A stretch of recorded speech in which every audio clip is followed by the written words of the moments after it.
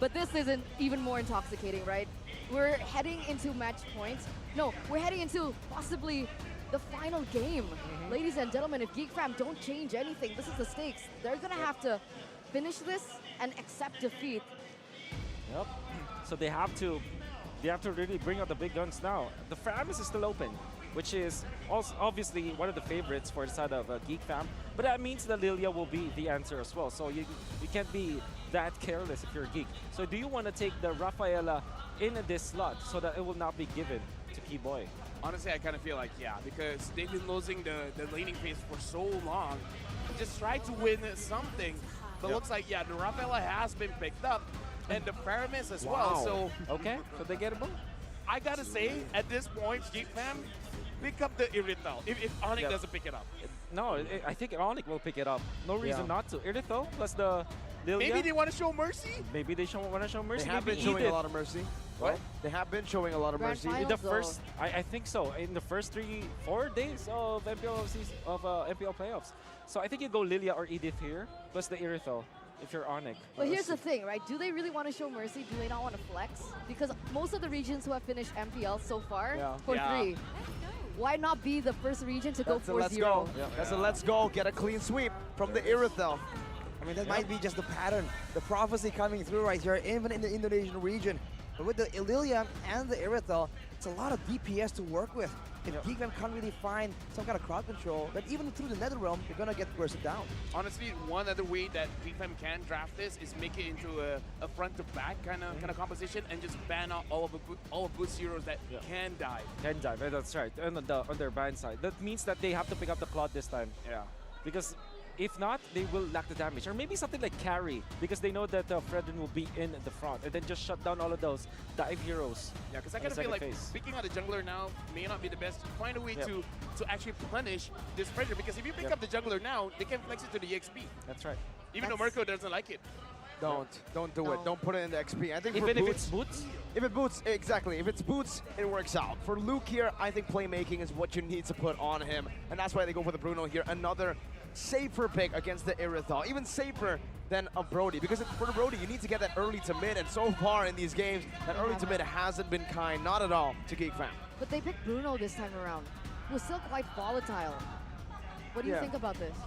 I think it's a solid pick if it can have the same kind of backup that we saw, like we were talking about earlier, with the Rafaela in place against an Ixia. There's a lot of factors they have to try and negate right here if they want to make sure that the Bruno can get to the late game stage. Because that seems to be what Marky is trying to do. In the previous game, in the M department, he went with the weapon mastery and the Fury. He was fully banking on being able to just destroy in the late game, but he just wasn't allowed to even get there. Work with the Fanny ban, of course, one of the Kyrie special. Maybe the Lancelot might be the next ban, because we know that the Fredrin can be flexed. Yeah. But that's always the benefit for having Coach Yeb. He's always flexing his heroes. Yeah, and again, Geek Fam right now, they're showing what they've been showing going up against Onic that has won before. Front to back, try to make sure that this Bruno can deal damage, because I kind of feel like the laning phase, the Bruno can win, and then transition into the team fight phase, the Bruno can win as well. The only time that Bruno feels bad is if you have to continuously kite. And that's the big difference between the Bruno and the Irithel. The Bruno can't kite, but the Irithel can just dive even faster. Yep. Again, on point. Well, Thank Lancelot gets taken out here.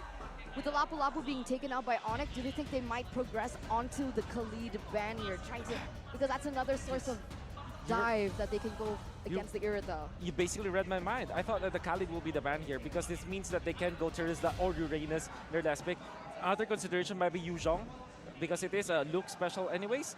But, of course, Erpan can still just pick up something like Pahiro to kind of substitute for it. So I think the Khalid might be the safest ban, actually, for Onic.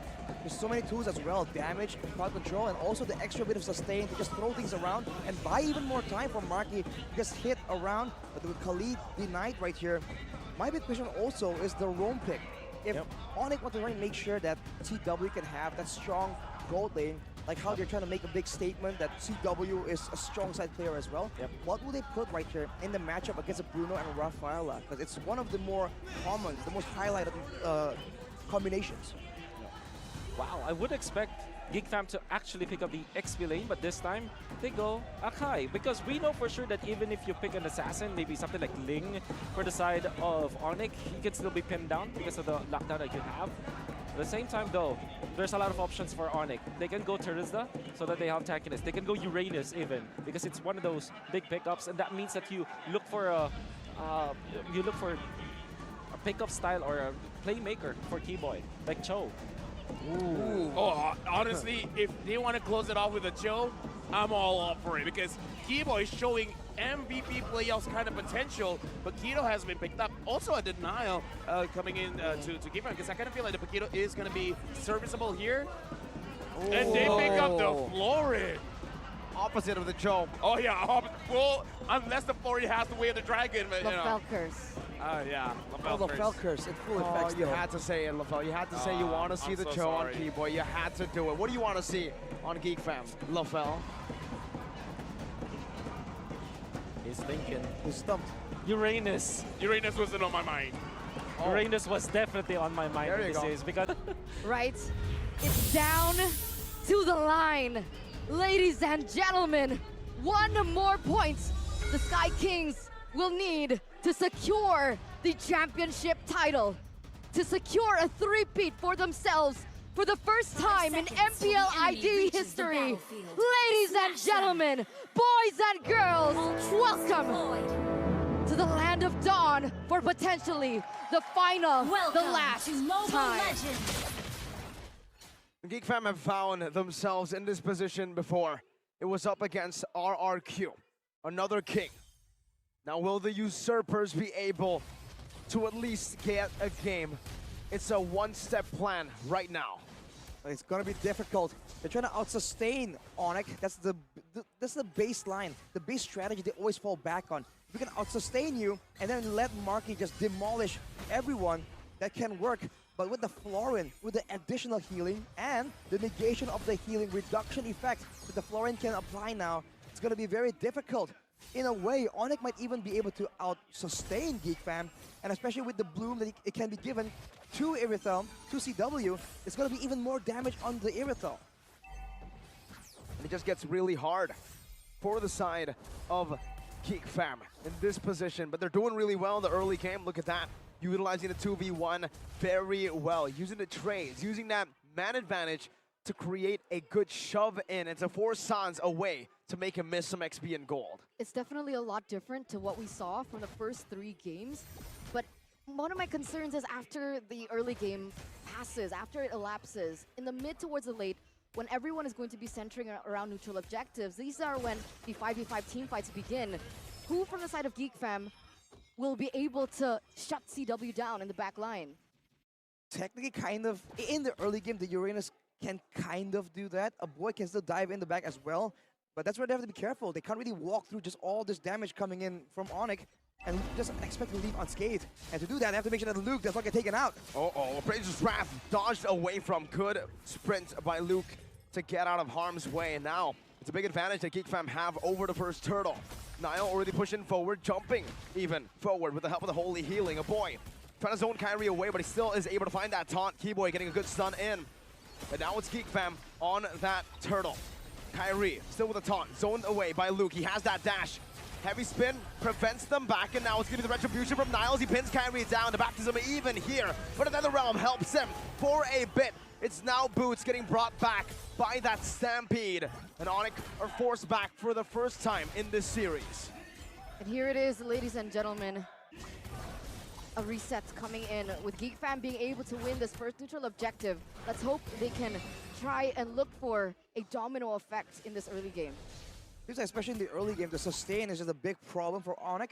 But the silver lining is that they have a lot more damage later on down the line, and they have good wave clear.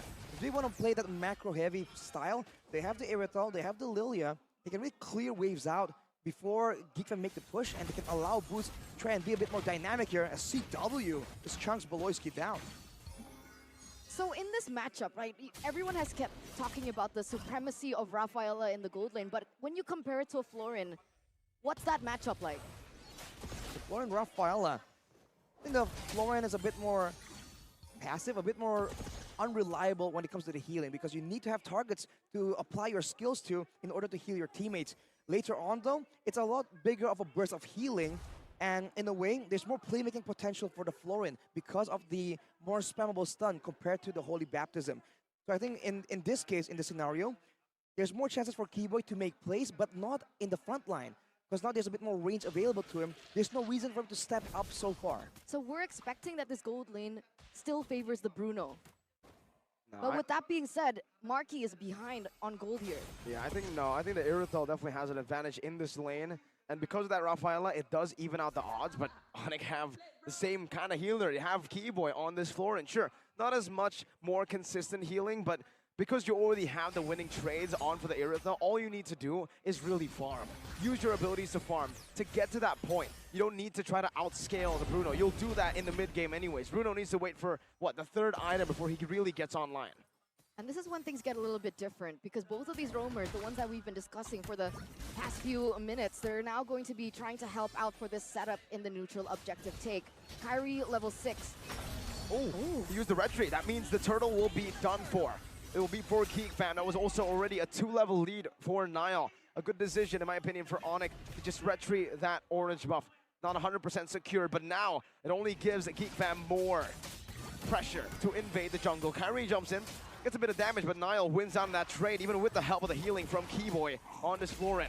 Kyrie jumping forward once again, but it should be Niall who secures it, and yes, he does. Valoisky, no mana though, and that's a dive attempt from a boy. It's all just to distract Onic to get that turret up top, and yes, they'll be able to crack it up.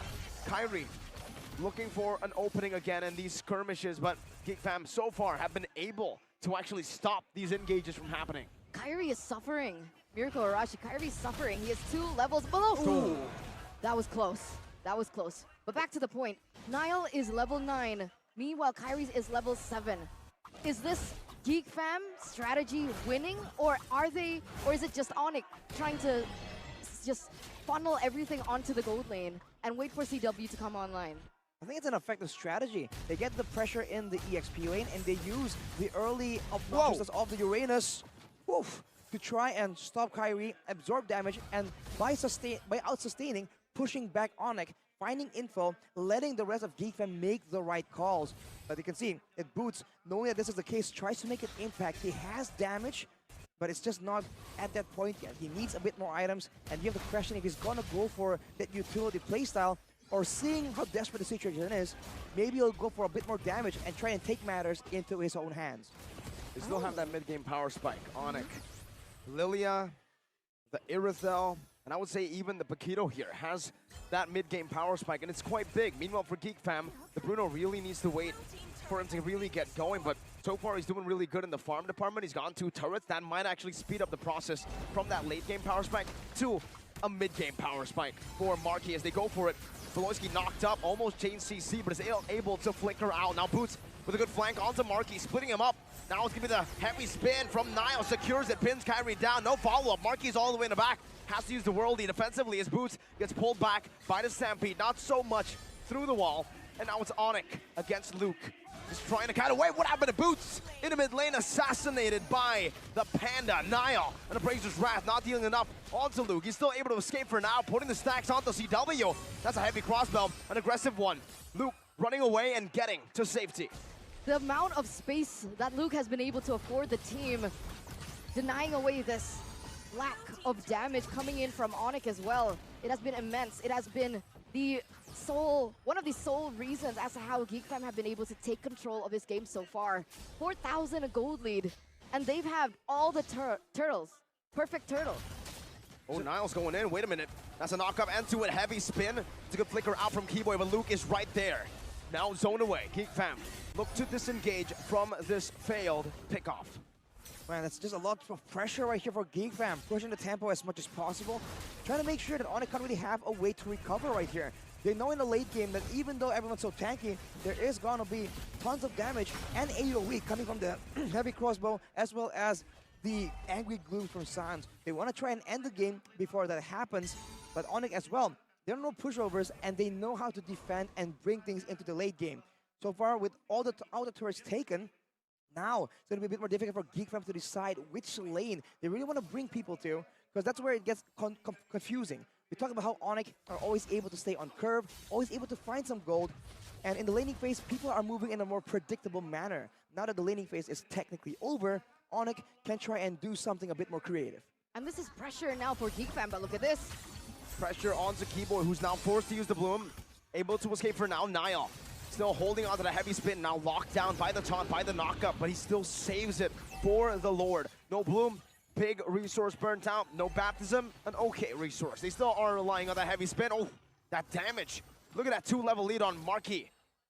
Well, take a look at Boots right now, though. He's trying to do what Uranus does, but on the Paquito, and it seems like it's kind of working.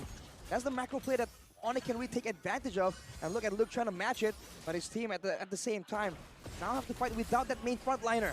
It's a good stampede, bringing Kyrie back. Look at Sans getting melted down, forced to use the black shoes very early on, and they might have to concede this here. Onic, Kyrie looking for the opening, but Niall is still holding on to that heavy spin.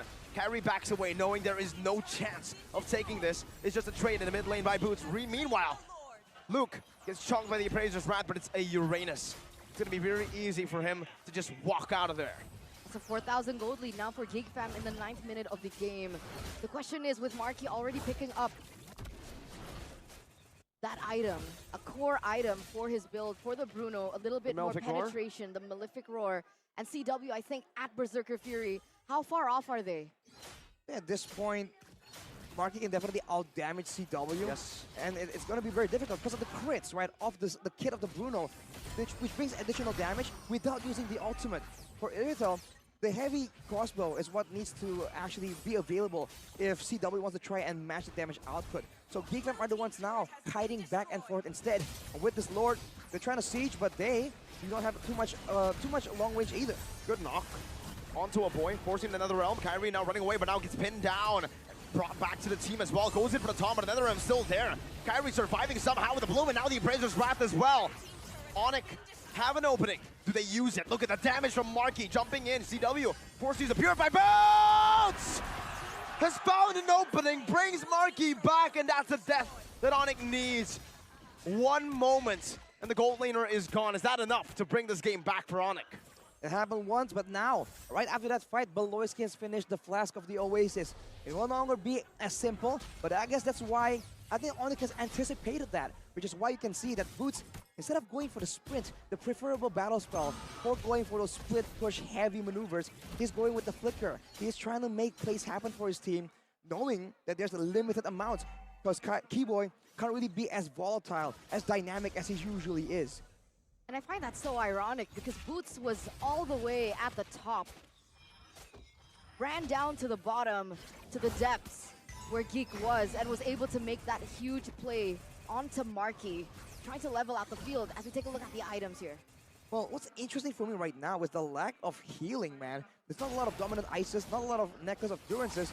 I think people are just prioritizing the damage items first to ensure that in a pick-off scenario, when they can capitalize on mistakes, they will have enough and hopefully take out targets before the healing becomes a factor.